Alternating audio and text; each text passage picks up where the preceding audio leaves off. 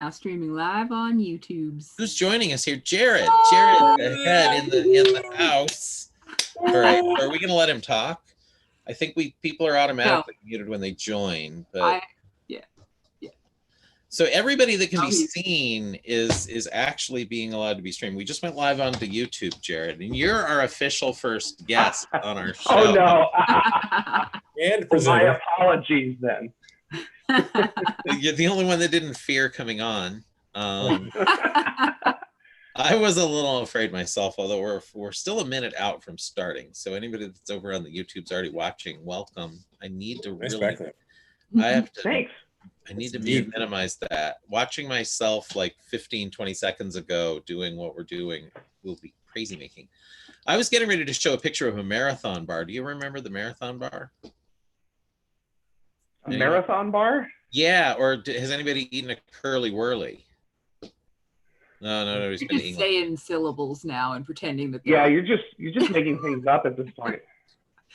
That is likely, but now let me share our screen. Watch, we're gonna go live at 8 o'clock, and I'm gonna be showing you a picture of a Marathon bar. This is gonna be. Well, that's a good way to start it off. Better make it a Milky Way, on theme. What the hell is? Why are there whole? Who? Well, this was like a bar. This was sort of, I don't know why the picture's all off. Probably because it's Pinterest, but what do you want? Hey, I just looked up. That picture of it there? Is it sharing? Where did the majority of that candy bar go? Right? That would be. I want a refund. Holes? I just looked up what a. Well, no, it's very long though. It's like a. Yeah, Bill, take it away. What's a Marathon bar? It says the Marathon bar is gone, but the Cadbury Curly Whirly definitely takes its place. It's about the same size as the original. It is 1 by 8 inches of braided caramel covered with milk chocolate. You will not be disappointed. So I assume that's what a. Yes. This is exactly what I'm talking about. And my friend, this loops back into an astronomer friend of mine that did her first show on the YouTubes about a week ago. Michelle Collins. She's cool. She does work on M31 local group. An observer, good scientist, does really, really great work. I want her to be on the show someday, and she agrees to be on this crazy thing. We're a minute in. Is anybody watching, by the way?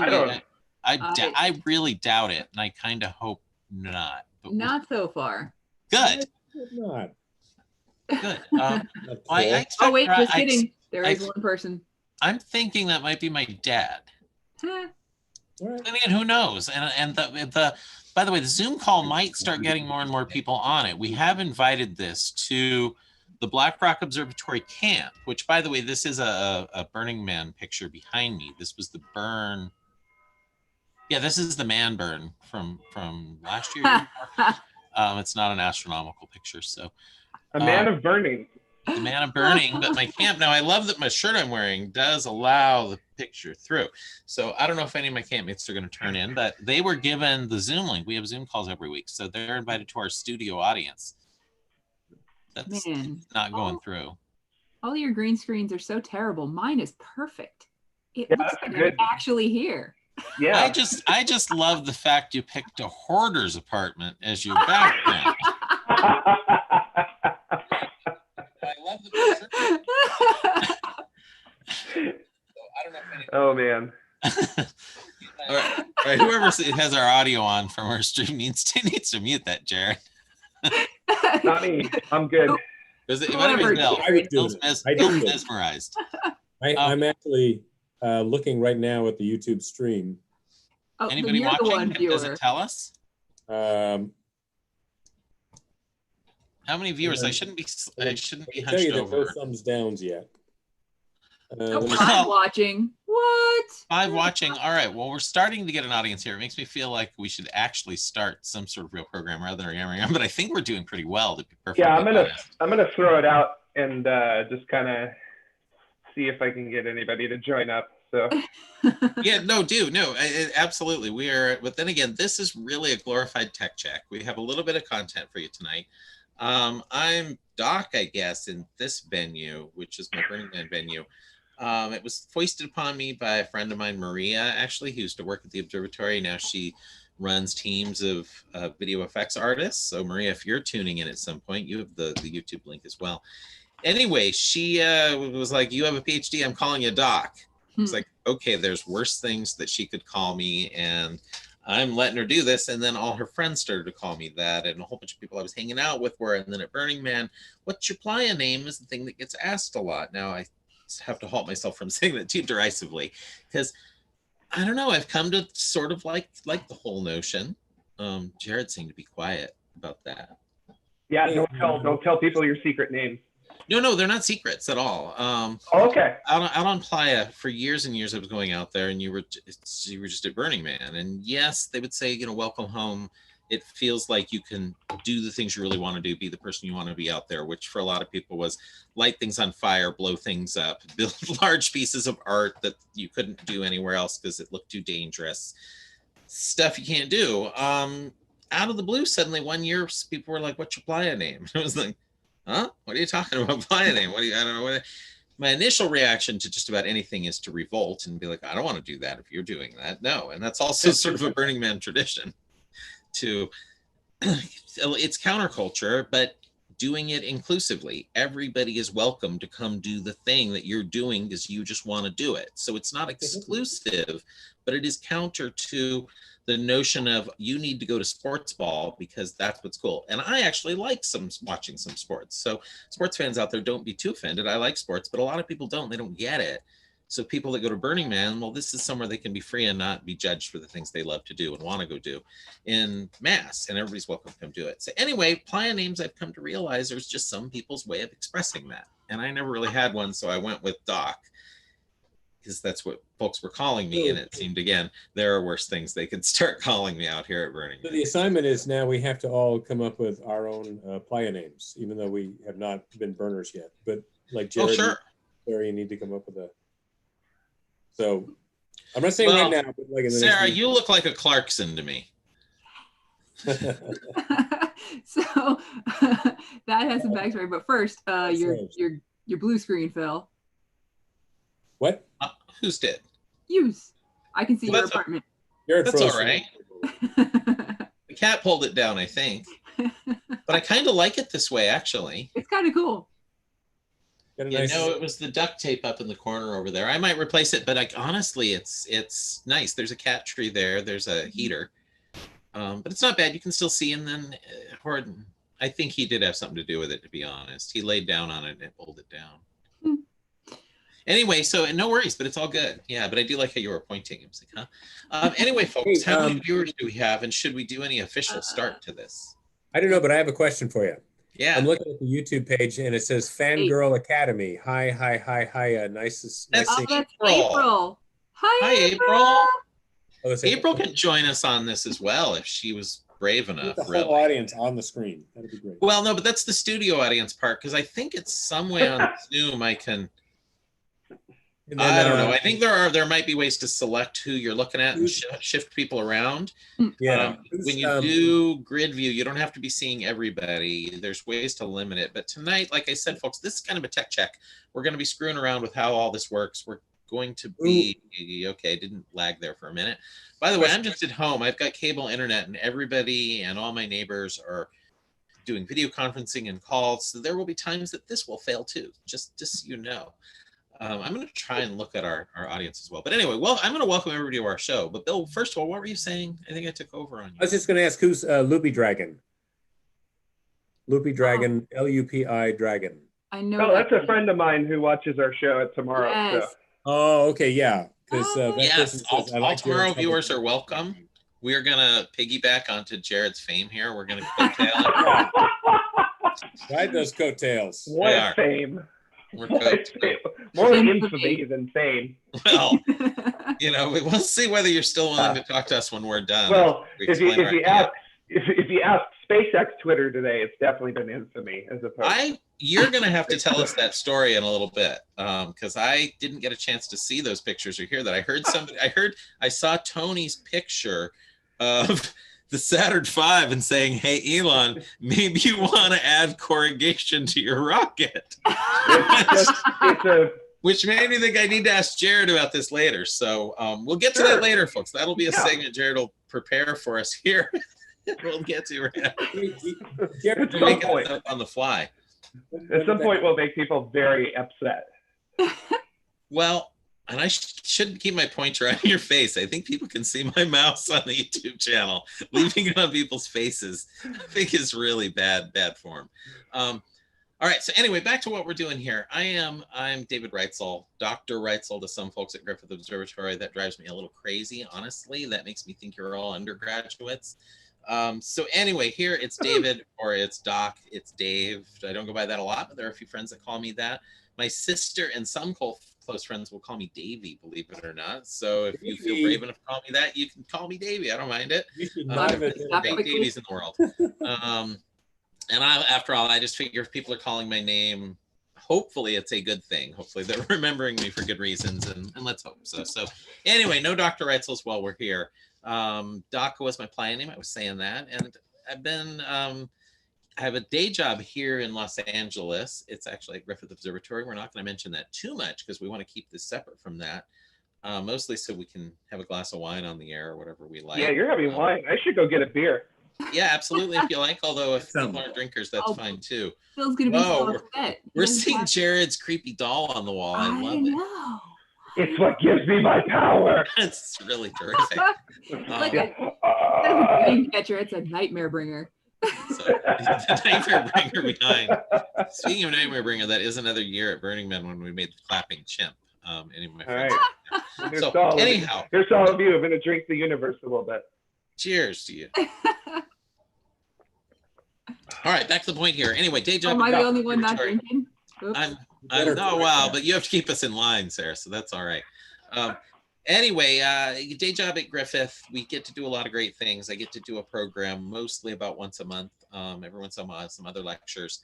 And I actually get to work with these great folks that are on the screen with me right here. And I couldn't be more happy than to have the crew that I get to do stuff with. And I get the pleasure of being on the stage. And for a long time, I've been thinking, God, we could do so much more. We can do these other things. And there are times, I have to say, it can feel restrictive, the structure we have to work under, which is the cities. Now, I see some of the folks I work with here laugh, but honestly, when we think about, we're at Griffith Observatory, which is one of the world-renowned places of public observatory, of public astronomy. And they've been doing it a very long time. And there is a certain amount of, I don't know, the people turn to it and they expect a certain product. So we can't exactly be riffing and just goofing off all the time and doing whatever. There is a certain amount that has to be put together, and I get that. But it made me want to do my own show. And I thought, well, what can I do? And for the longest time, I didn't know. And along comes home confinement, where we're all stuck here. And I'd been thinking about creating one. And I thought, well, maybe we can entertain some of our friends that are stuck home, frankly, that don't have astronomy resources to turn to. Griffith Observatory is closed right now. So some of you folks that are turning in might be some of the people that know me from Griffith Observatory, and you can see and hear a little astronomy tonight. And then where's this show going to go? I don't know. Well, I put a call out to some of the folks I know at Griffith of, hey, you want to help me do this? And Sarah and Bill responded. We've been doing a little plotting. Jared is, I'm sure you will see lots of him and everything we do, just because why not? It's going to make it more fun. And there'll be some other folks that come and go. But I came up with the idea of trying to do something where we can show off some of the locations where science is done or has been done, starting around California. And we can do this right after we get released out of our coop. And maybe Mount Wilson will be one of the first places we go. We know folks that operate telescopes up there. We can go up and see the 60-inch, the 100-inch, both the solar towers. There's an interferometer, I think, that's still up there that they're tinkering with. I don't know if it's still put together, but we can find out.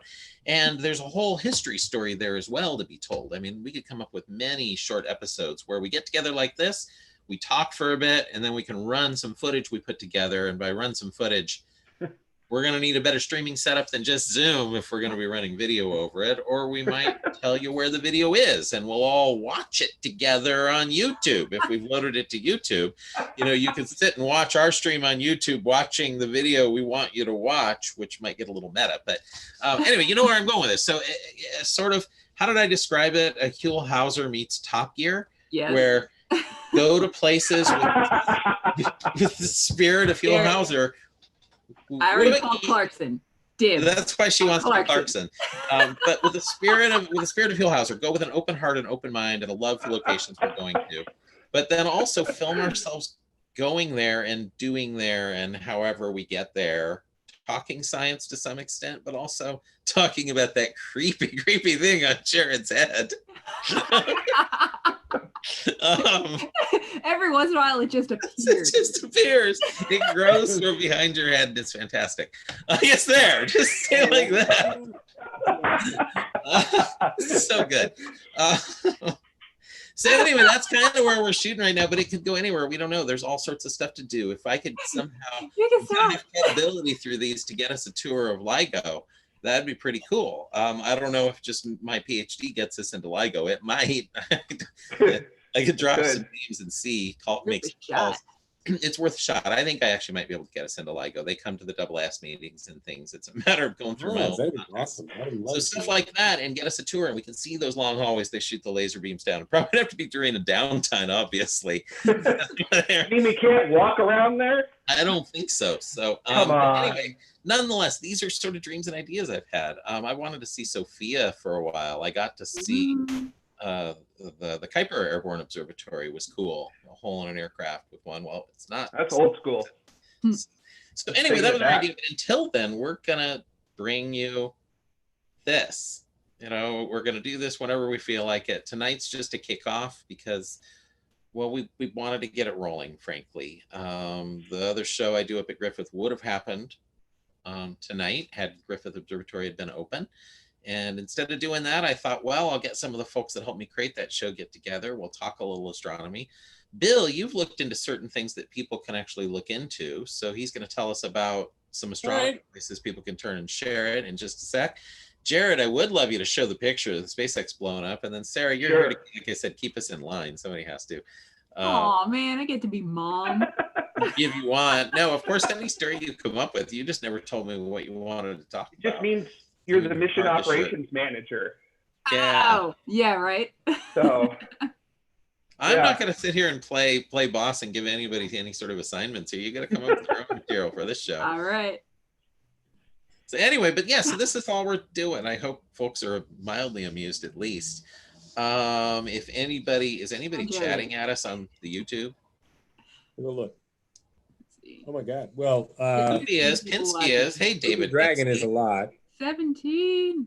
And David Pinsky is there. Pinsky's Somebody there, should be monitoring the chat stream here. Maybe we could hire Pinsky for that. Boss and give anybody any sort of assignments. Here you go. All right. Yes, we no longer have to put on our serious faces. yeah, thankfully. Oh, and here one of Lisa Stojanovich's. I hope I said that okay. Her friend's a Sophia mission director, or is a Sophia mission director. That would be great. And I know some folks that have flown on Sophia and have done things there. Eric Becklin actually was at UCLA, so I know him. Who's? But anyway, this and in Zoom, my friend Zoom Newhouse. Howdy, Zoom. Good to see you too. I'm a little curious about Lisa Stoyanovsky because she says I can put you in touch, but with whom? Is that LIGO? Sophia. Sophia. Sophia. Oh, okay. Yeah. Jared, tell us about Sophia. Giving Sophia, assignments out. yeah, here we go. So I'm going to try to see if I can grab these photos as quick as possible with it. But Sophia is a flying infrared telescope. It's literally in the back of a 747 SP, which is, I don't remember what SP specifically is. It's actually a very short 747, but because it's short, it can carry more fuel and it can actually fly further with it. So they'll often fly to like all the way to the other side of the Pacific Ocean doing observations. It's pretty wild with what they can do with it. Leg room. What's up? I said there's still no leg room, even on that jet. Yeah, even on that, there's still, it's a mess. It's just, let me tell you, the things with it. So let me see here. All right, I don't know how to get back to Zoom from here. So this is a good. Did you share your screen, Jared? We didn't see 747. Trying to share it here. Oh, hang on here a second. I turned that. Yeah. Right. I didn't know what sort of things you'd start sharing right off the bat. You gotta give me no. Well, I mean, got so far is the thing on his wall. All right, it should be good now. You can share now. Sorry, everybody. He thought he was sharing a beautiful picture of a 747 with a hole in it. Okay, now And I by have the to go way, into my- hello to everybody. We have a bunch of people joined us. Ocean has joined us. Geo has joined us. Hey, Sarah Vincent has joined us. Well, okay, Zoom has Hey, how told do me you- that it's not going to let me, so I have What? to quit. I have to quit out of it in order to get it. But if You want me somebody to pull else up wants to images? do it, I can pull up images of Sophia if you want. yeah, really, that'd you be should cool. be able to do it. I've changed the settings to Well, everybody. it says I have to quit out of Zoom and then go back in order to do it. So, Really? yeah, that's pretty lame, I gotta say. So, Well, I don't want to have to be the one in charge of bringing up images. What sort of onerous I got thing you. is that? People need to quit Yeah. out one by one and come back and I save agree. this show. This I show's going to agree. sink without your help, Jared. so there's Sophia. The mirror on Sophia is about 2.5 meters, which is just about, it's a good size. It's Hubble. It's Hubble, but yeah, it's Hubble size. And they will take it up to 45,000 feet and then open that door and do some incredible observation work with it. Because it's an infrared telescope, they are flying it at a very high altitude to get it above the water vapor that's in the atmosphere. Because you want to try to get it through that and try to be able to overcome as much of that as possible. Since obviously you don't want to take your telescope out and then like get bad data from it. That's usually not how things work particularly well. But Sophia, pretty cool, I gotta say. And there are people that I know that have flown on Sophia on missions, and it's a pretty neat thing. I would definitely want to go fly on Sophia. That would be pretty fun. So Sorry, I brought it back and you were away. There's my third eye, everybody. It's a Tool song. No, Prying open my no, third. no. Prying open my third. Are we sure we want Sarah on this show? oh no, the algorithm. Ah! It's fine. It's fine. Some friends of mine, some good friends of mine are Tool fans, and I forgive. I forgive you, Tom Varden, for your love of Tool. What? There's It's nothing. true. that It is you true. forgive it. Our coworker, my Black Rock Observatory founder, Tom Varden, he's a Tool. He loves Tool. And He's a Tool. I know they came out more terribly. Tom, are you out there?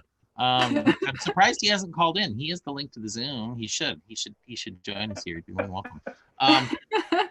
But anyway, I'm just gonna stop now before you bear me further. Tool is awesome and I'll fight you. It's fine. The end. Yeah, no, it's all right. You and Tom. I'm not going to tell Tom stories, but he's got some great stories about Tool and the new album out on Playa, and I'll just leave it at that.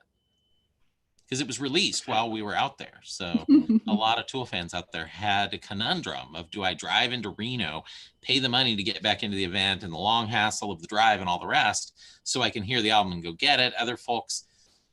Anyway, there. Yeah, anyway, he has a great story about it. I'll leave it there. Well, what you clearly need to do is go to the part of Burning Man where people are glamping and just steal their Wi-Fi and download it.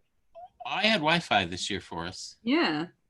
Oh, okay. Yeah, we have Guess it's Wi-Fi. Guess it's not as isolated as I was Well, led on to believe. well, I throttled it for people. I didn't let them have much speed, and I didn't let them go to Tinder. I didn't let them. No, I had camp Wait, they meets, couldn't though, that swipe made me- right? Why are they at the Playa if they can't? Well, that was a question we all had. But I did have some campmates. I'm calling out you. Okay, I won't name names on a stream we're doing, but you know who you are out there. But made me keep open. I think it was Tinder or one of the others, and was like, but I have a date out here on Playa that I found on. I'm like, really? So anyway, but yeah, I wanted to shut down the Facebook. I wanted to close all that stuff down, and I had to leave it open because people were using it to communicate, to find camps and find friends.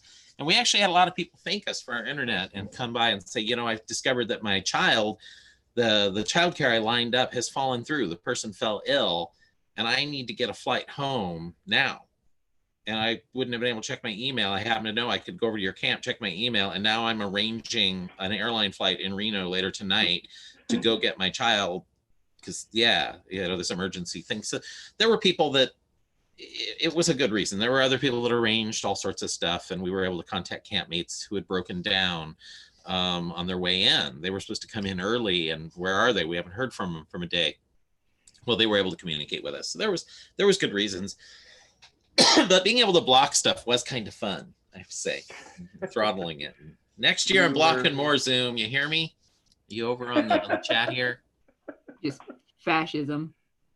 And then Zoom says this Tool is playing at the Trash Fence this year. So is Ween. We have converted Zoom into a Ween fan. That's a reference, by the way, to Daft Punk is playing at the Trash Fence. For years, people would reference that Daft Punk was out at Burning Man. So finally, some tricksters started telling others, "Oh yeah, it's at the Trash Fence at midnight, or at the Trans Fence at 3 a.m., or at dawn at the Trash Fence." Sure enough, one of our dear friends, let's just call her out. Jessie, are you out there, Jessie Townsend? She insists that she saw Daft Punk at the Trash Fence. Could have been. Okay. It was in our car. They had masks. They played Daft Punk. For her, it was Daft Punk at the Trash Fence. I'm not going to argue that. So maybe. All right. Anyway, back to the astronomy here. So Sophia's pretty cool. This, by the way, is a picture of Burning Man behind me. This is not a Sophia image of a planet forming disk or a star forming, although it does look like it. These shadows coming off people that are very close. These are individuals, generally folks wearing fire suits or fire gear or that close to it to be able to control the burn. There will be people a perimeter to keep anybody from running in that's out there too. Has happened before, tragedies have struck, but anyway, it's not an infrared image of a star forming region. So Bill, what can people go look at? I know that instead of just hearing us yammer on about nonsense, if you get bored, what can you entertain yourself with that is real science? You know, All Space isn't happening tonight. I'm going to take over the screen here, sharing my screen. If it says, oh, see, Bill has special powers. Mm-hmm. Yes, you have NASA at Home, and you have ebooks, and you have virtual tours, you have podcasts, kids stuff, science, Be a Scientist, which of course is citizen science projects and videos. So if that doesn't keep you busy, I don't know what will. But I think the most useful thing you can do is to do some citizen science work. And there's all kinds of scientific things, but there are other things too. And these projects, there's just numerous projects. A lot of them are, well, let's see here. Radio Galaxy, help astronomers locate and identify supermassive black holes and star-forming galaxies. Who wouldn't have fun doing that? Asteroid hunting and so on and so on. There's so many projects here. Just go to zooniverse.org. And then there is the NASA list of science, citizen science projects, Planet Hunters and Public Kepler data archives. And then, was there something else here? I'm trying to find it won't let me get to my next tab here. Yeah, that's not it. Okay, anyway, so there's a couple of things. Citizen science projects and just NASA at Home. If that doesn't keep you busy enough, I don't know what will. Yeah, well, one thing I actually really like to do are the Bionc projects. They're the screensavers you can run on your own computer. Oh, yeah, Boink. No, is it actually Boink? I thought it was Bionc, B-I-O-N-C. I think it's Boink, B-O-I-N-C. I'll be looking it up right now. I'll look it up and you can find it for us here. But anyway, I could be completely wrong, of course. Yep, there it is. Bill's right, of course. I just want it to be Bionc. Maybe because it's the circle there and I just see Bink. Oh, right. But anyway, no, people should download this and then you can add projects. This is sort of the wrapper for the whole project. And then you can go in and say, I want to add SETI at Home. And then radio data will be downloaded and processed on your computer. You get to see stuff go by. You can download, I'm not sure if it's here, but you could Google on the internet if there is any computer sharing going on to find a cure for COVID-19 or to find information about the virus that can help us lead to discoveries that will help us save it. So, Jared, do you know anything? Yeah, there's one that I actually have been running. I'm even running it in the background right now, which is called Folding at Home. And it is basically figuring out protein folds, which is how COVID-19 attaches itself to cells in order to replicate. So it's basically helping figure out mechanisms to prevent it from being able to do so, which would then kill it, which is what we all want to have happen. So, Yeah. And it has a viewer where it actually shows the protein being folded. And if you want me to share it real quick, I can show you. See if it'll let you now. I don't know if you have to log out and come back. That's actually a screensaver, I believe, also that will run where you don't even have to do anything. You just let it be your screensaver, and it will check That out is protein. There it is. I don't know if you can see it or not. So yeah. Oh yeah, we can. This is it's Stanford School of Medicine. mm-hmm. Do you have a link where people can find this? Because this is one I think we all ought to be running. Yeah, definitely. It is, and I should have it handy here, but of course, doing it on the spot. So foldingathome.org is literally where you go to do it. Foldingathome.org. That's it. Foldingathome.org. All right, I'm going to the webpage now. And you can literally just sign up to run it through your internet browser. That's all it takes. So that's it. You can literally just hit start folding and off you go. You're on your way. Yeah. So even if you're trapped at home and you're bored out of your mind, you can at least know your computer's doing a little bit towards, getting us all out of this so we can go back to enjoying, our museums and all the rest that we love to do. I was driving and listening to a podcast once, and there was an astronomer, a male astronomer whose name I don't remember. I don't remember what what work he was doing, but he specifically told a story about how there are so many brilliant instruments now, both Earth-based and in space, that are gathering so much data that even with supercomputers, they cannot keep up with it. And that's one of the reasons these citizen science projects are so useful. You're actually contributing to parsing out data and finding things that they could not find without your help. So it's a really useful way to use time. I was going to say waste time, but it actually is not a waste of time. A useful waste of time that's not a waste of time. Yeah, you'll be making a real contribution. And didn't I think it was Other Sarah talked about at Allspace some months ago about some exoplanet discovery where on the paper they actually credited the people who were the citizen scientists whose work actually found this thing, and whatever that was at the time. I don't remember the story in detail, but anyway, so it's real science. It's not just Oh, absolutely. And the BOINC one, you can choose everything from protein foldings to dog barkings. Dumbles, what's up back there? There's a whole array of different projects you can do, but the one right now, the whole idea of folding at home to fight the COVID is a great idea. Just want to update on us on our home audience, or not our home audience, the audience that's watching us. We actually have 20 watching right now, which is really great. I want to say hi to my friend Matt, who's out there as well.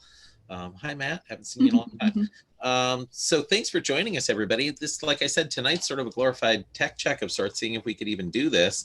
Bill obviously produced a little bit of content there. Jared, what else were you going to tell us about? There was something else you had on, Doc. Oh boy, yeah, I gotta. Oh, it was that SpaceX. What's the deal with SpaceX, and why did Tony? Let me see if I can find Tony's tweet. Tony, of course, is another friend of ours we work with, who tweeted about SpaceX and how the picture of the Saturn V. So let me find him here. I can't type and talk at the same time. It is tough to do that. Here he is. Griffith Sky Report, scrolling down. And by the way, Venus is doing quite a show with the Pleiades tonight. So if you can actually see the Pleiades, I can't. I tried the other night and it was they were completely impossible from my perspective. Well, Venus would be sort of a light pollution thing to the Pleiades, right? If it's right in it or near it, it would wipe it out. Oh, it is. Yeah. Time for Photoshop. All right, so here I'm going to share here. My turn to do some screen sharing. Here is my Twitters. And right here, is everybody seeing this now? I know my audio phases out a little when I add video, but there we go. We back? We're good? All right, so right here you can see Griffith Sky Report, that's our friend Tony here. Strengthen rocket body by corrugation, as with Saturn 1 and 5. Elon Musk? He's got a picture here of a Saturn. Is that a 5? I think it is, isn't it? Looks like it. Pretty big. Yeah, that is the Saturn V. Yeah, that's the bottom of the 5. So Saturn V has got 5 engines there. 5 This is F1. the 5th generation of Saturns. So as you can see here, these Saturn corrugations. 1 and a Saturn 2 and a Saturn 3 and a 4. No, there was the Saturn 1 and Saturn 1B, and then they had some. Then they went to the 5. It was the number of engines, right, Jared? You weren't just making that up. Yeah, just the Saturn 1, which was essentially a modified ballistic missile. Well, technically all of the rockets are. And then the Saturn 1B, which could be used for crew launches, and actually was for several missions, such as the Skylab mission. Now, we're launching an Apollo capsule just on solo stuff, though. So like Apollo Soyuz test project used the Saturn 1B. All the Skylab missions to send people use the Saturn 1B. And then Saturn V. So that was it, Saturn 1, Saturn 1B, and Saturn V. The Saturn 1 was kind of used for figuring things out and getting through the teething issues with the rocket and everything like that. So, yeah. And they did some tests with the Saturn 1 with the capsule where they would fling it out and let it come back through the atmosphere for the heat shield and things like that. So, was the Saturn, anyway, everybody that's out there, this is Dumbledore. I think most of you have met Dumbledore. I should turn off my background. You're going to see the janky blue sheet I have behind me, but it'll be worth it so you can see Dumbles. There he is. All right, buddy. I know. Oh, hi, sweetie pie. That's my baby. So. Hey, Jared, can I ask you a quick technical question? Oh, yeah, definitely. So is the Saturn V just 5 Saturn 1s or 1B? No, actually. Falcon 9 is 9. I mean, it's got 9 engines. So actually, the Saturn 1, if I Go ahead. The Saturn 1, if I recall correctly, actually had 8 engines in its first stage. Wow. And yeah, it had eight H1 engines, which is not an engine that's used anymore. All 8 of those combined, you get about 1.5 million pounds of thrust. And then the second stage of the Saturn 1 had 6 RL-10 engines. And actually, RL-10 engines are still used today for the upper stages of the Atlas V rockets. That's what we call the our upper stage. So there's a variant of that engine that was used back literally all the way in the 50s and 60s now today, just because it was so well made. Nobody's beat it. Cool. Very cool stuff. So now, why the corrugation? I was showing the corrugation in the image. Why is Tony making a joke at Elon Musk, and maybe not even a joke of, hey, maybe you need to add some corrugation to this stuff you're doing? Yeah, well, I mean, you know, if you'd like, I could show you the video of what recently happened with SpaceX. And what I mean by what recently happened, as in last night. Now, everybody, keep in mind, video works really not well at all. So this will be stuttery and whatever, but we'll see something, I think. Also, is the whole screen visible? Because for me, all of our no, we're just seeing. We're only seeing the video. Okay. The video itself is full screen for me. Like I said, this is a tech check for us. Hi, everybody. Let's see Anybody how this want to help looks us right with here. this stuff? That's running pretty well, video-wise. So that's looking It okay. is. Jared's got right? powers. Yeah. Oh. Well. Are Are you sure they weren't doing a negative pressure test in there? That's not good. So, it fell over. So nobody knows what they were doing at the moment. It's actually still been less than 24 hours since that failure, or whatever you want to call it, having happened. So nobody actually knows what happened. What it looks like is that they were doing some sort of cryogenic test with the Starship serial number 2 or 3, whatever they're calling it now. Hi, Janet. Look, we have another rogue addee to our call here. Janet, by the way, we are streaming to YouTube, and people can see you, and they'll be able to hear you when we talk, because we aren't muting any of us, because there's just us. So our entire studio audience is now on the show. So welcome, everybody. This is Janet, our friend and colleague. and she's awesome. So she's more than welcome to be here with us. So anyway, Jared was just telling us about how Elon's latest rocket collapsed, and we're not sure why it did or what it was doing, but I'm kind of excited about the work he's doing there. It does feel as though it has some hurdles to get over, and it might be a little further off than people think, but as Richard Feynman said, for nature could not be fooled. So you really can't get around the physics of things like that. Although what it looks like happened last night is that they put too much of something into the upper tank, and then it just put too much weight on the tank below it. Because a rocket is very much like a can. So if you have soda in it, there's pressure, so it becomes very, very difficult to crush it. But if you don't, like there's no soda inside of this can, it becomes very easy to squeeze it, right? So the pressure of that fuel is what maintains the rigidity or the strength of the skin of the rocket. And if you lose that, then you lose the ability to have what we call structural integrity, or basically your rocket not falling apart. So it looks like what happened is that either somebody loaded the Starship test article incorrectly, which would be a very big mess up on their part, or there was an unforeseen release of a valve or something on the tank below the upper tank. So nobody knows what it was. We just know that no Starship test vehicle has actually made it past cryogenic testing. They've all died in various ways during cryogenic testing. So we'll see what happens with the next one.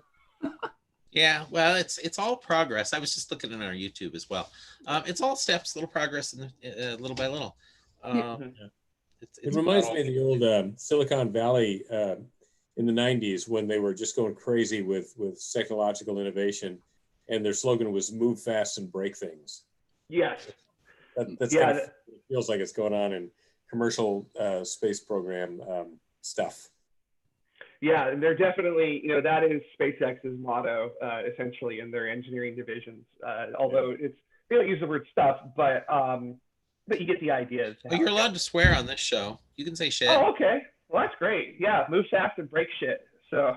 Yeah, as long as you're not being, and I know nobody here would do any of these things, but no racism, no misogyny, no cruelty to animals, none of that stuff. But swearing's allowed.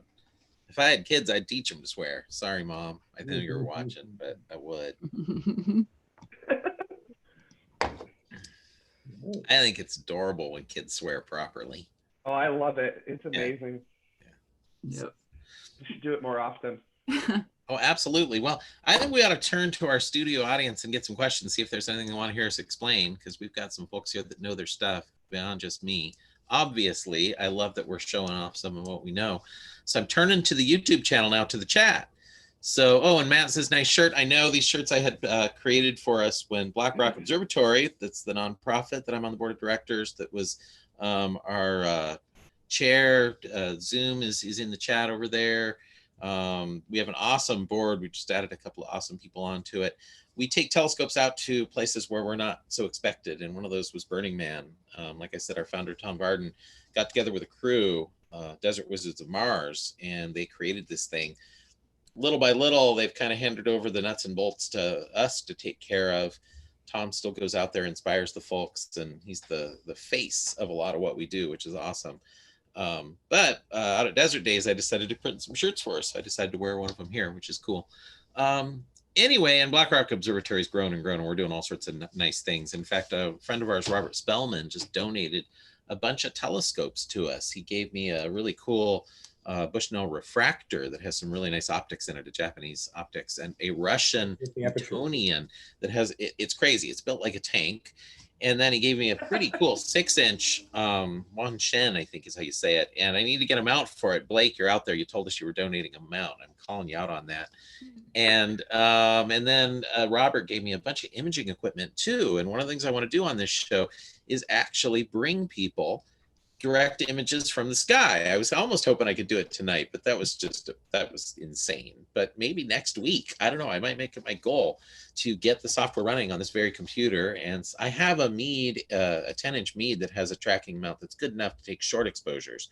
We won't be doing any deep sky stuff from Silver Lake in LA, but we could look, if I would have been able to get the Pleiades and Venus, certainly, that would be an easy shot to get. So with the helps over the interwebs with some of you, I might be able to make this work and stream some shots. So I want to call out Spellman, and I want to give a shout out to Blackrock Observatory that is kind of going to be the foundation for a lot of what is done here. We're going to use you, and I'm looking at you, Zoom, on the chat over there. And I don't know, just having Blackrock Observatory as a nonprofit, it does give us certain abilities to be able to go places and do things, charge things off, get things tax-free, do videos and do support from there. And then if we start to monetize this and get rich, we'll be like, this isn't nonprofit. Are you kidding me? Anyway, I'm joking about that. So anyway, turning it to questions here. Anybody come up with any? They filled, Loopy Dragon is saying they filled the top tank, but not the bottom tank. So that's, of course, that is a lot of what you said, Jared. That'll do it. Musk said there was a valve something. Yeah, I joked with somebody earlier today that it had a rapid unintended drainage. So. Okay, and who's our friend in the corner that joined us here? She's my friend. Awesome. That's great. She's a coworker from Caltech, and I sent her the link, and she's here to help us test drive our crazy. Awesome. Yeah, so right now, not fair for viewing, so she can stay a black square. I can hide that from our view, I think, in certain things. Yeah, she said she's not feeling super great, so she's gonna keep it blacked out. But hi, Corinne. Thanks for showing up. That's totally fine, of course. And I'm not sure where that setting is to not show participants that don't have video. There's an option for that, but we're only 15 minutes away from shutting down the YouTube stream, and then we'll publish the link to this Zoom meeting. So any of you on the YouTube stream that want to join us on the Zoom chat, just as a regular old chat, that's what we're going to evolve to at 9 p.m. From 9 until 11, this room will be open just for folks to visit. That's kind of my plan. So, we're going to keep it, keep it going until people get bored and leave, because what else do we have to do, really? Right? There's not a whole lot going on. We've got a question. All right, we do have a question here from Chevron 7 Locked, and I'm not sure who that is, but again. That is the Stargate SG-1 fan. Awesome. My sister's boyfriend Dennis is a Stargate fan. What data is the Voyager probe still transmitting? Well, first of all, Voyager 1 or 2. Okay. No, so anybody know that? I thought it had is the magnetometer still running on it? I actually pulled up which instruments are still operating on both of them, if we want to go down the list. Mm-hmm. So let's hear it. Okay. So on both of them, the cosmic ray subsystem, the low energy charged particle detector, the magnetometer, the plasma science package, and the plasma wave subsystem are working. But on Voyager 1, the plasma science package is not working. So. All right, so that's all fine and good, but what do those do? Those of us that know those words, that was all fun. But, so I'll take magnetometer, first of all. That's the magnetic field out where it is. So it's literally measuring how a magnet would respond in that orientation, how it would line up. So they're able to measure changes in the magnetic field generated by our own solar system, which is pretty cool. Wonder what's going on there that far out. What would you think about Doc, in terms of solar magnetic field that far out? How big an impact would that have? We've gotten into the part where it's turbulent, so it's a big mess. And in fact, I think Voyager 1 is now seeing interstellar magnetic field. Is it gotten to that point? I think it has. And I think Voyager 2 is passing through that region now, getting ready to go into there. So we're seeing the change between the alignment of the magnetic field of the sun and the alignment of the galactic magnetic field. And I'm forgetting how far off they are. And of course, my guess would be they should be, you know, the tilt of the solar system of the galaxy plane off. But my memory is that is not what they measured at all, but I'm not remembering it offhand. So these would be great topics for our chat we might host next week or the following week if people want to know the answers. Anybody over on YouTube know the answer of what the magnetic field measurements have been doing, other than I know it got turbulent and weird. It was changing direction and it was getting like, oh, we're going to see something happen. And then I think they didn't see the final flip-flop they thought they were going to see that told them they'd finally exited that magnetic region of the sun. We only saw it in the particles and the particle streaming. It was my memory. Wouldn't it also be getting into showing us, you know, specifically what the interstellar medium is actually like? That's the plan, and that's the hope is we'll get a better and better picture. I think you're right. I think they were expecting a shift when it entered interstellar space, but what they're getting is it's still aligned with the solar field, which either means that something it hasn't the magnetic field is larger than they thought, or our sun just happens to accidentally be perfectly aligned with the rest of the galaxy or the overarching galactic field. Yeah, and the magnetic field shouldn't be strong enough to drive the flows that would lead to the sun's disk. I wouldn't believe. First of all, you'd need plasmas really to flow along the magnetic field lines. Neutral particles won't, and I think most of the big giant molecular clouds are neutral particles. They're dust and neutral gas, so I don't think we're seeing that. Yeah. So anyway, but it's a great question in terms of that. But what else is it seen? These particle detectors, the plasma detectors, and things like that. What do the other instruments do? Anybody know? Good question. Well, there's a cosmic ray subsystem, so I'm assuming that detects cosmic rays. Which I would also, if I recall, what's a cosmic ray for the folks out there that don't know? We've got we have 21 watching us. Cosmic ray is a high energy particle that just like zips through, and you can detect them, and you just typically don't want them zipping through your body. No, some of the really energetic ones can even be helium nuclei, which are the heavy ones, and those can be dangerous. Other ones are just electrons. Some of them, most of these impact the top of our atmosphere and will create a shower of neutrinos that'll come down. You can also have high energy gamma rays that will essentially be a cosmic ray. You know, that's a photon. So, but yeah, any of these fast particles created a lot of them in high energy explosions, things like supernova explosions, but others you can trace back to things like the black holes in the center of galaxies. The beams that shoot out of those things are making them. So anyway, it's a whole other subject where they come from, but yes, particle. I just like they call it a subsystem. It feels very Star Trek to me. I love there was a scientist in the Voyager special that did on PBS or something a while back, who pointed out that Voyager 1, I guess both Voyagers really, are exploring space basically 11 miles deeper every second. Every second they go 11 miles farther than we've ever gone before. That's poetic to me. I love that. Yeah. So Lisa says she has a Stargate tattoo, by the way, just filling everybody in. Fangirl Academy is saying, what sci-fi shows are you all binging at the moment? So we'll finish up with that question. We'll get there. Then we do have what is the Oort cloud, and are the Voyagers anywhere close to it? I can take that one. Unless Janet, did you want to take what's the Oort cloud? You've joined us here.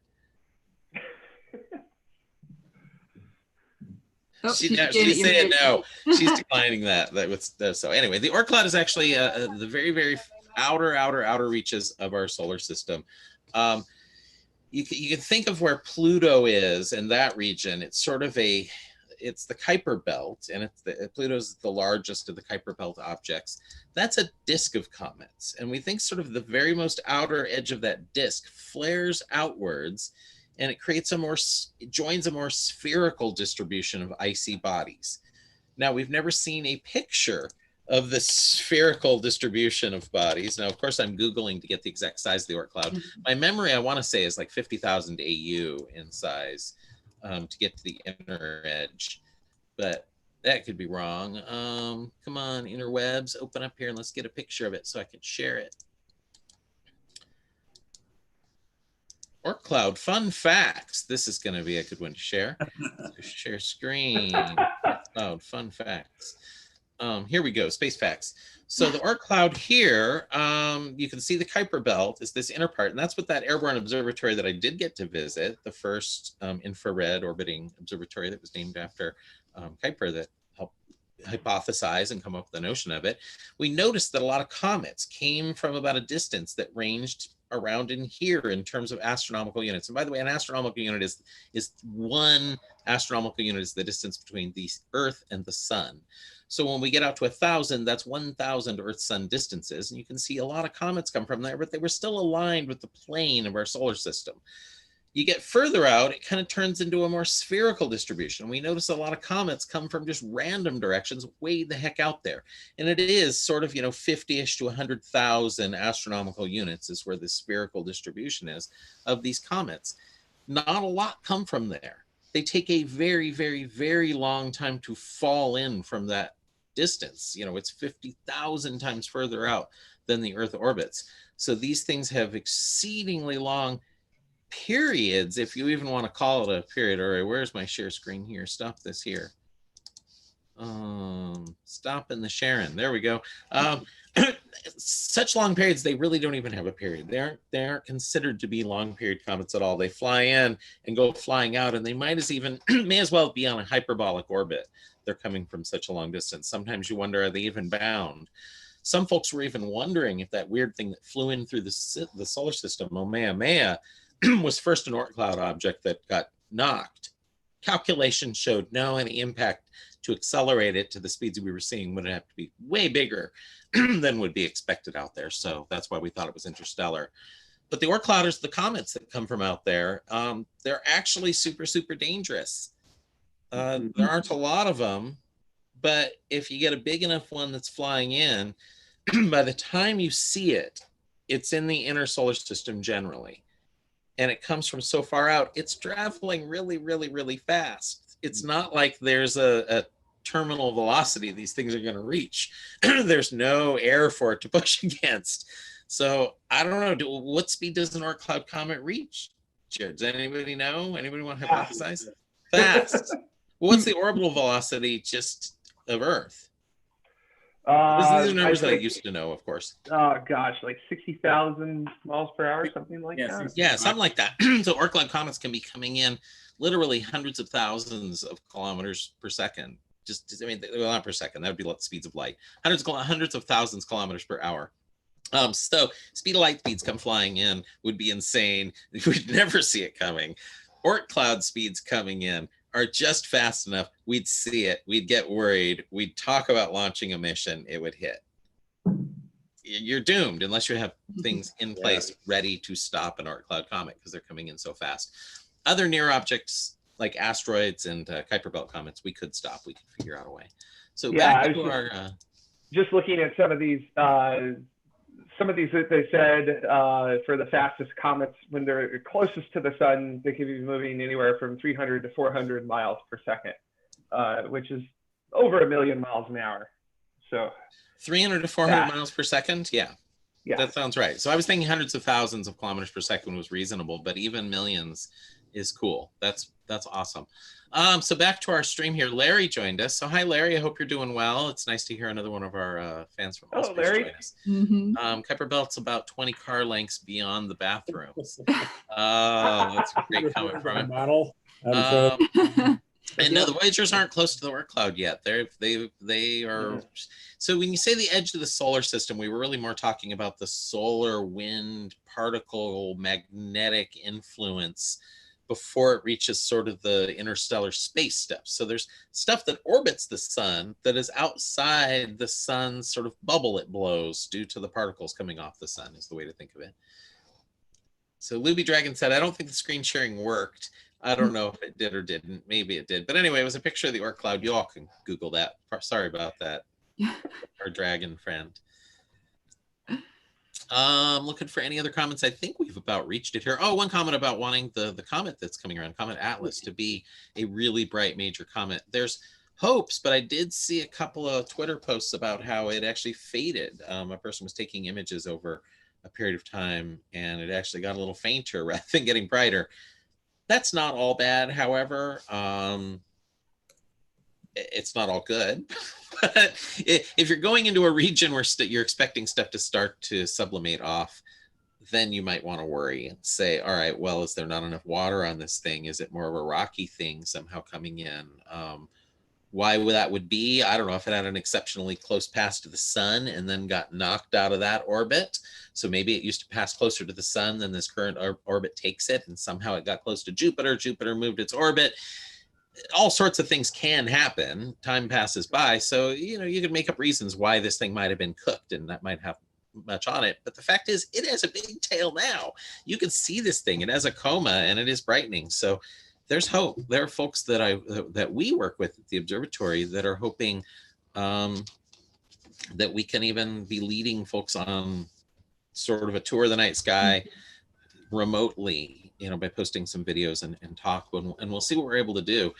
Here with us, we'll be able to do whatever we want. So if we want to take pictures, if we want to set up equipment, some binoculars to look through, get shots of it, we have to do it with safe social distancing.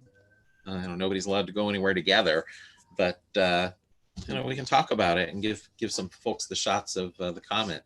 I know folks up in Oregon, I'm looking at you, Zoom, you ought to be able to get a picture of the comet for us. It probably won't get like Hale-Bopp visible though, right? No, they're talking about that. Yeah. I keep rubbing my face, really? by That the way. visible?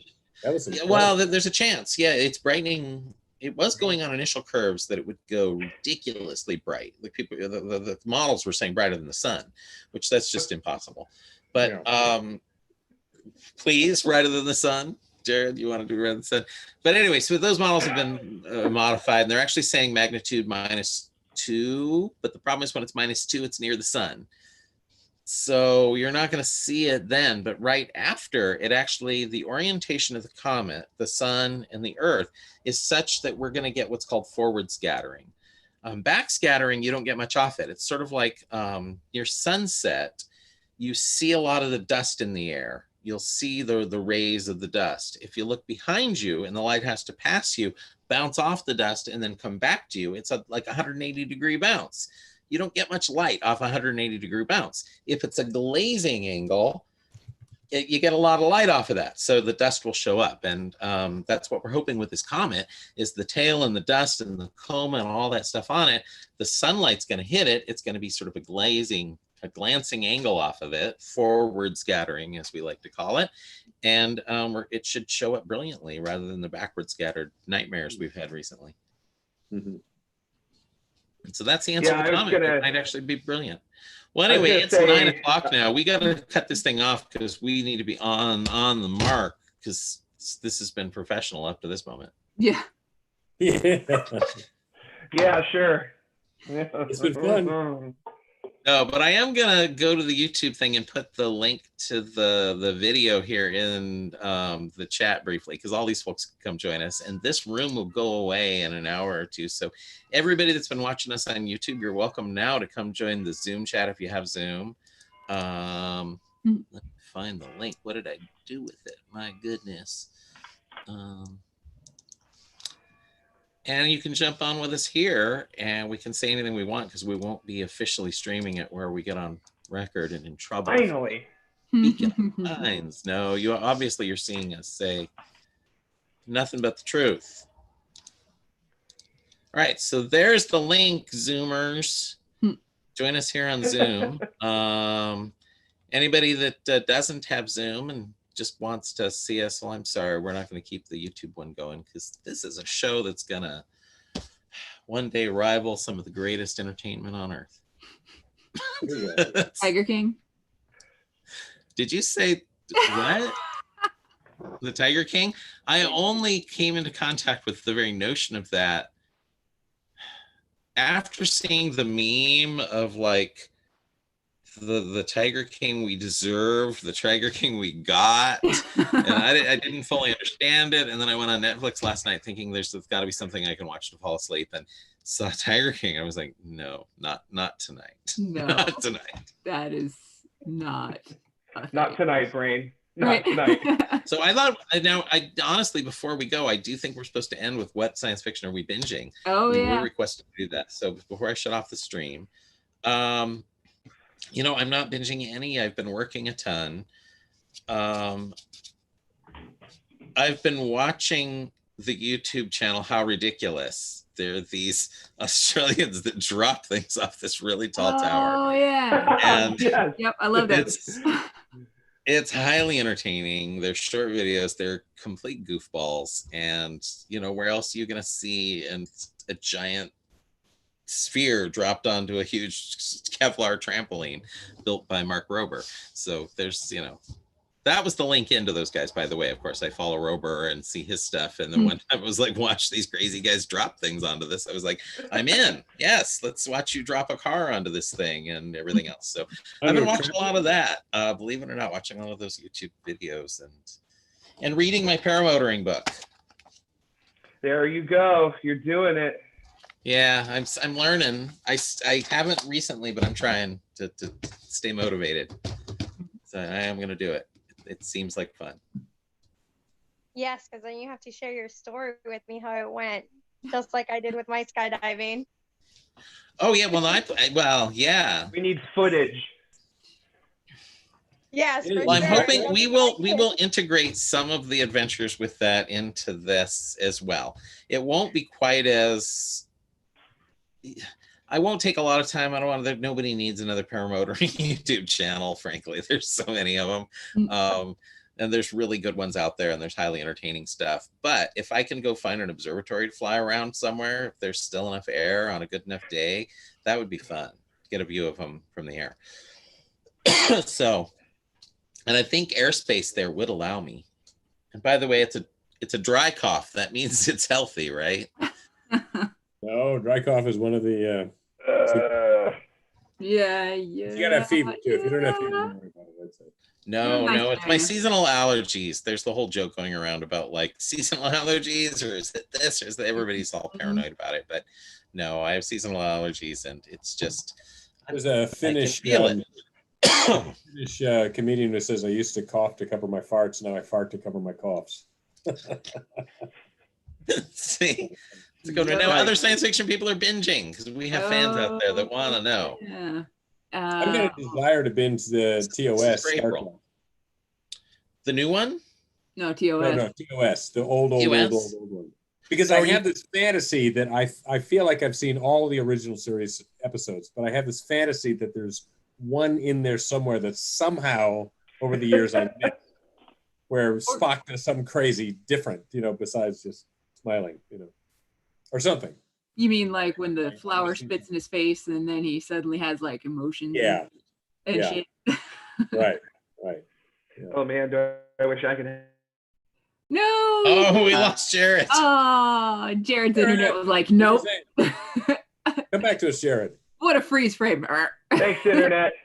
Thanks, Jared, what were Whitney. you saying? It's like What were you saying, revenge Jared? for the crazy baby thing on your wall. I said, boy, I wish something like that would happen to me. Then I could have emotions again. Oh, You darn. definitely got Zoom censored.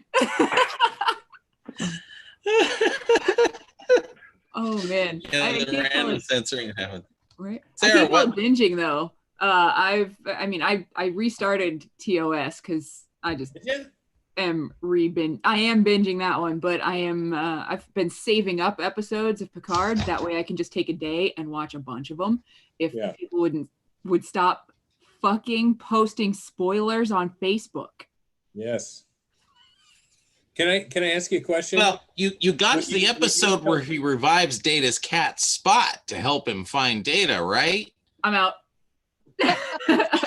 What about could you tell me eventually if you find out why Picard, who has that French name and who we saw in an episode of Next Generation go down, or the movie rather, go down and see his brother who spoke with that French accent while he was picking his grapes with the French wine, why Picard has a freaking British accent? Why is that? Yeah. Smoke bomb. What? Smoke bomb. Don't. Explain that. If Yeah, Patrick Stewart gives I you haven't seen these a either. British accent, you say thank you.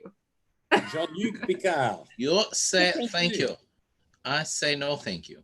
No, I've only seen the first episode of Picard. I'm saving them as well. I thought I'd have all this time to watch them, and instead, no.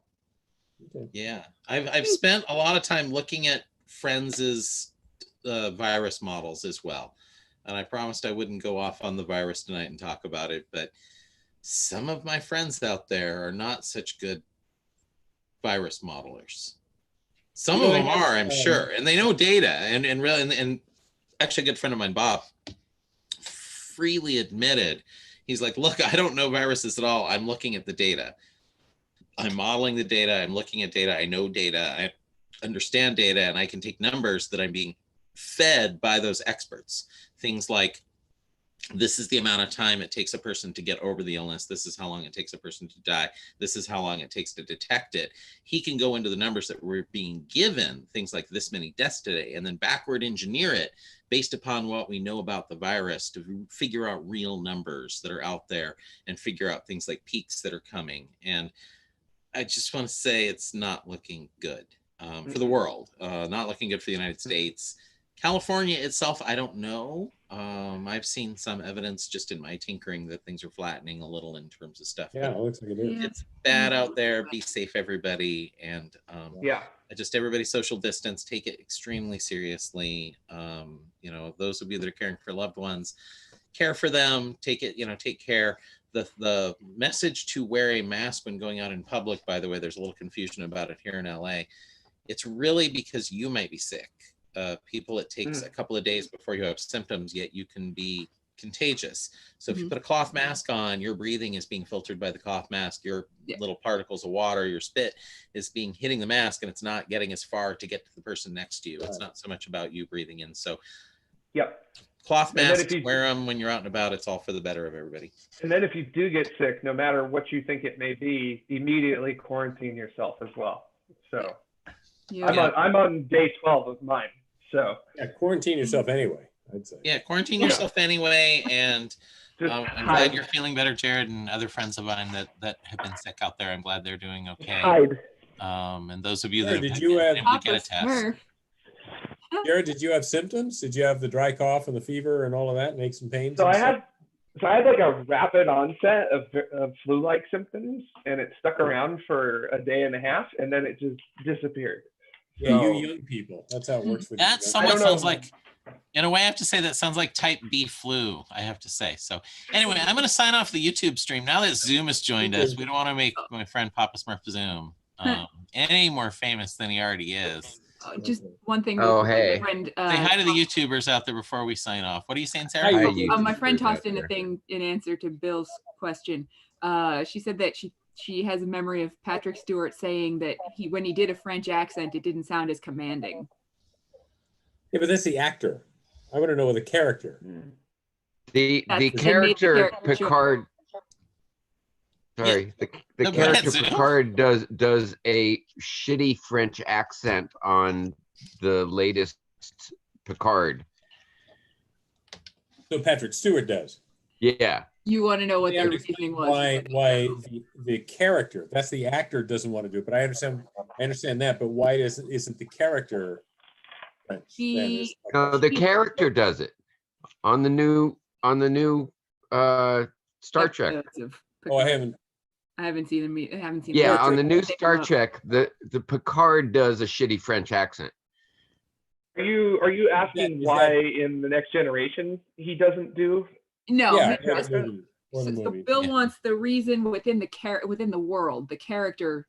Why does he have such a British accent when his brother has a I French have accent? just decided right now that you can program how the universal translator translates your words, and he decided that a British accent was more commanding than a French accent. All right, that I'll run with here, but I do want to say to our friend April, who's out there, April, you need to download Zoom and join us on Zoom if you want to keep hearing about this. And I love her saying, all y'all acting like you not got something on in the background all day. LOL. Heart alien. I think she's moved to Atlanta, first of all, by the way. She's writing. All y'all. She's like, She's all in y'all. misery, y'all. Y'all's a good way to Yeah, no, that's to true. It's address grandson, the if I room. remember right. But anyway, April, you should hop on. It would be great to see you. And no, I actually don't have any videos on while I'm working. I'm on a lot of Zoom calls with the boss and with the team and planning, and I'm running classes for the guides and all that fun stuff. So it's actually been somewhat rewarding to be able to do a lot of the work. And then when I'm not running all that stuff, I do have music on. I'll have music, I'll admit, but generally not stuff I have to pay attention to. I can't do it. Anyway, I'm going to sign off of the YouTube. Anybody that wants, I did leave the Zoom link there. Download Zoom. It will run through a browser too in limited edition. So if you want to just log on and hear us, you can do that. If you want to do video, you can do that. But join us. It'll be fun. And, we'll do this again on YouTube. We'll stream again. We'll have a little more programming before we're released from our homes. And like I said, then our idea is to get a team of adventurers to go join me exploring this great state of ours, this great region, this great world, and go worldwide astronomy on everything. So, yay. Thank you everybody for joining. Bill, I'd like to particularly thank you. Sarah, thank you. Jared, thank you for joining us last minute. Rock solid. Janet, holding down the corner there, just smiling and laughing. Yeah. And everybody in our home audience, thanks so much. And we'll see you. Hi, Pinsky. Hey, We'll see you next Dr. Reitzel, time. thank you so much for allowing us to join you on this. Hey, it's no Dr. Reitzel on this. I'm going to mute you. I for know. that, Bill. Doc. Definitely, Doc. Doc. Anyway, it's my pleasure. Reitzel. It's totally my pleasure, and it's going to be a lot of fun. So we'll Hey, see everybody sounds good. next time we do the stream.